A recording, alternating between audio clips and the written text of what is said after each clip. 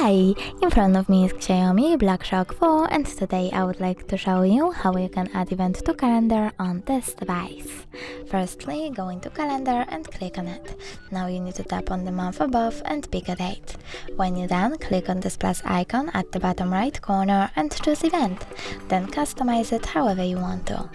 When you're done, you can also pick starting hour, ending one, or turn off this feature by clicking on the switcher next to all day. You can also choose people from your contact book, select location over here, set up notifications minutes, hours, or weeks before, and even take notes. When you're done, click Save at the top right corner, and as you can see, my event was successfully created. You can always delete it by clicking it, tapping on those three dots at the top right corner and selecting Delete. Then confirm your choice by tapping on Delete one more time. Thanks so much for watching. If you enjoyed this video, leave a like, comment and subscribe. Bye!